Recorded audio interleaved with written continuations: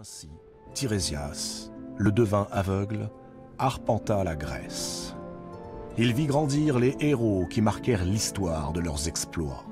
Thésée à Athènes, Héraclès à Argos, Jason à Iolcos, Oedipe à Thèbes. Mais les 7 générations sont passées.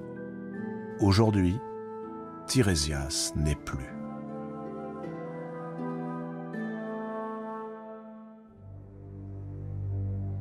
Circé confirme.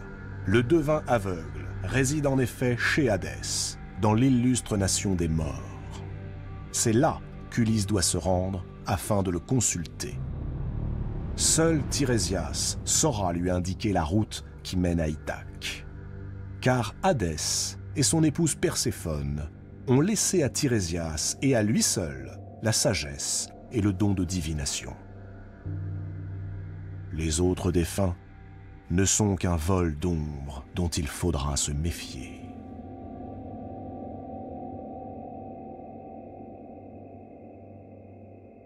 Depuis le rivage, Circé contemple les bateaux d'Ulysse.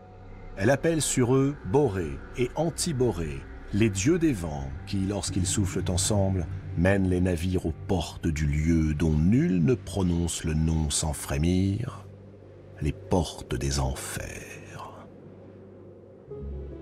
Elle sait qu'elle ne reverra jamais Ulysse. Jamais.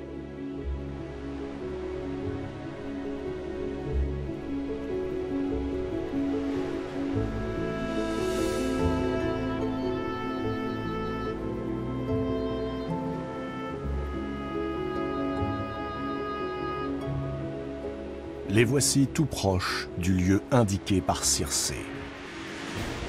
Le mystérieux pays des Cimmériens.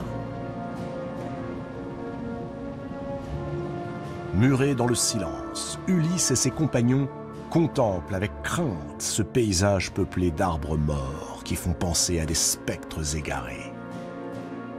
Ici, les rayons du soleil ne percent jamais. Il règne sur cette région une nuit éternelle.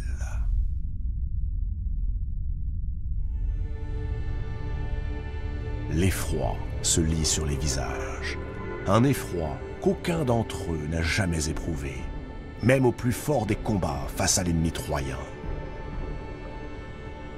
Les navires remontent le fleuve Océan, le plus grand de tous les fleuves, celui qui donne naissance à tous les cours d'eau sur Terre, et prend naissance dans les profondeurs cachées de Gaïa, la terre-mère.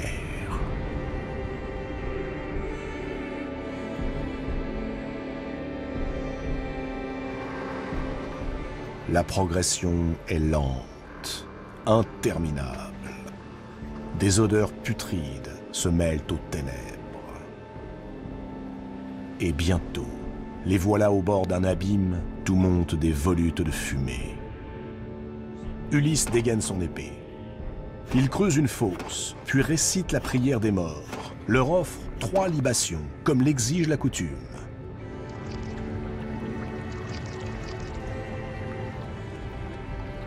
Il appelle Tirésias et lui promet qu'aussitôt rentré chez lui dans la lointaine Ithaque, il lui sacrifiera le plus beau bélier de son troupeau.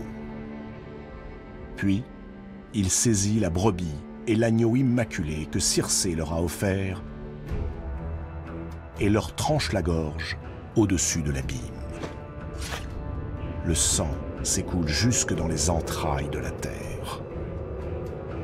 Et un chant lugubre s'élève, porté par des fumerolles au relent de soufre et de pourriture.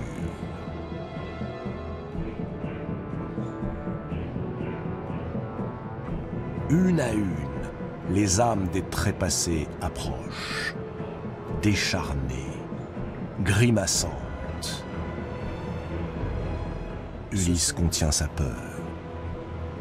Il ordonne à ses hommes de poursuivre le sacrifice en l'honneur de Tirésias. De son épée, il interdit à la foule des morts d'approcher du sang offert aux devins aveugles. Mais le peuple des morts, lentement, encercle les imprudents marins. Il vient boire le sang noir du sacrifice qui lui rendra, pour quelques instants, la vigueur du souvenir.